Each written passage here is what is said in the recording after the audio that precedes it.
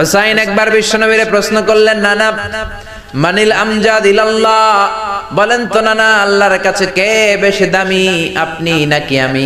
বিশ্বনবী বললেন, হুসাইন আনাল আমজাদ, আমি বেশি দামি। হুসাইন বলল, নানা জি আমি মানি না, আনা লা ওয়াফিক, আমি মানি না নানা।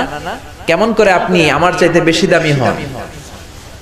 আপনার চাইতে আমি বেশি দামি।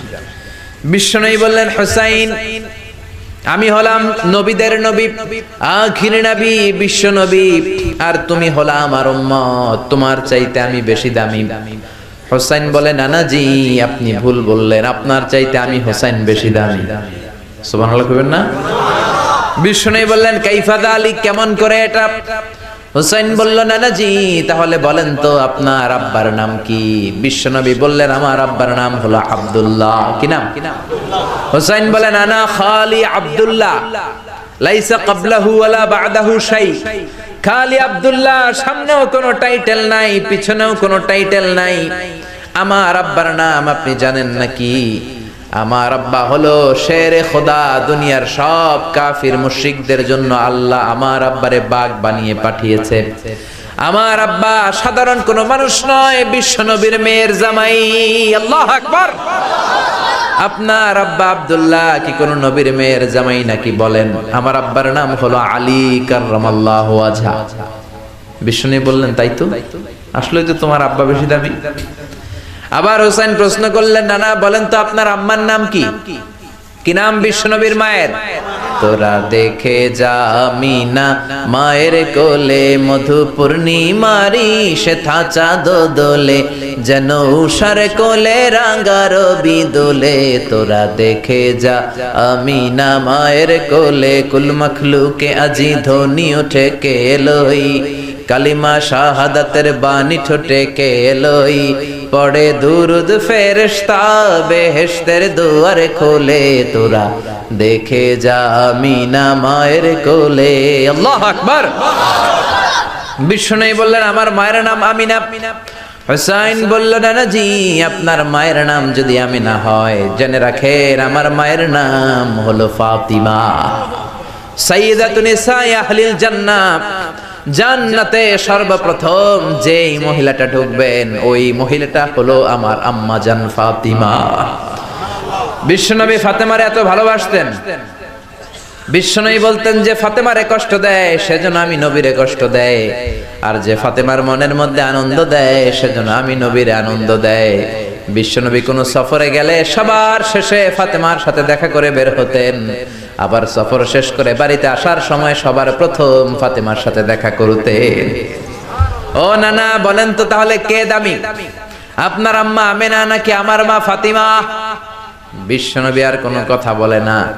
হুসাইন একের পর এক প্রশ্ন বানে নানাকে জর্জরিত করছে। নানা এবার বলেন তো আপনার নানির নাম কি? বিশ্বনবী বললেন, হুসাইন আমার নানির নাম হলো বাররা বিনতে আব্দুল উজ্জা। হুসাইন বলে, না না আপনার নানি বাররা রে কেউ চিনে না। চিনেন আপনারা? অনেকে জানেই না, ওই যে কয় নসিনি, আরা নসিনি দে, আমরা চিনি না বাররা বিনতে আব্দুল উজ্জা। হুসাইন বলে, না না আপনার নানিরে তো কেউ চিনে না, বাররা নামটা কারো মুখস্থ নাই।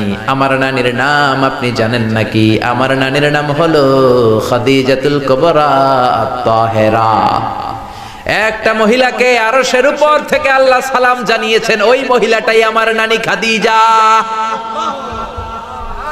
বিশ্বনবী খাদিজারে এত ভালোবাসতেন, বিশ্বনবী বলতেন, আল্লাহ কিয়ামতের দিন যখন কেউ কাউরে চিনবে না, ওই কঠিন দিনে আমি যেন আমার প্রাণের খাদিজারে ভুলে না যাই। খাদিজা ইন্তেকালের পরে বিশ্বনবী নিজ হাতে দাফন কাফন করলেন, কবরের সামনে দাঁড়িয়ে দোয়া করলেন। দোয়ার পরে সব সাহাবীরা ঘরে ফিরে যায়। আবু বকর বললেন, নবী চলেন ঘরে ফিরে যাই, দাফন শেষ, কাফন শেষ, দোয়াও শেষ। বিশ্বনবী বললেন, না আবু বকর আমি যাব না, তুমি যাও, আমি কবরের সামনে দাঁড়িয়ে থাকবো। যেই মহিলাটাকে এই কবরের মধ্যে আমি শোয়ালাম রে আবু বকর, এই মহিলাটা সাধারণ কোনো মহিলা নয়, আমার বিপদের দিনের সঙ্গিনী খাদিজা। মক্কায় এই মহিলাটাই আমার হাতে প্রথমে কালিমা পড়ে ইসলাম ধর্ম গ্রহণ করেছে। মক্কায় কেউ যখন আমারে সাহায্য করে নাই তখন আমার খাদিজা আমারে ভুলে নাই।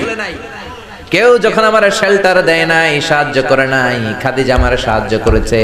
মক্কার লোকেরা 3 বছর শিয়াবে আবি তালেবে আমার জেলের মধ্যে রেখেছিল। আমার কলিজার টুকরা বিবি খাদিজা ওই জেলখানার ভিতরে আমার সাথে ছিল। আবু বকর, তোমার মনে চাই তুমি ঘরে ফিরে যাও, আমি এখানে দাঁড়িয়ে থাকবো। আমি দাঁড়িয়ে দাঁড়িয়ে খাদিজার কবরের 3টা প্রশ্নের জবাব আমি বিশ্বনবী নিজে দিয়ে তারপরে ঘরে ফিরে যাব রে আবু বকর। সাইয়েদনা জিবরাইল এসে বললেন, ইয়া রাসূলুল্লাহ, ইয়া হাবিবাল্লাহ, দাঁড়িয়ে থাকার দরকার নাই, আপনি ঘরে ফিরে যান। আল্লাহ বলেছে খাদিজার কবরের 3টা প্রশ্নের জবাব আরশের উপর থেকে আল্লাহ নিজেই দিয়ে দিবে।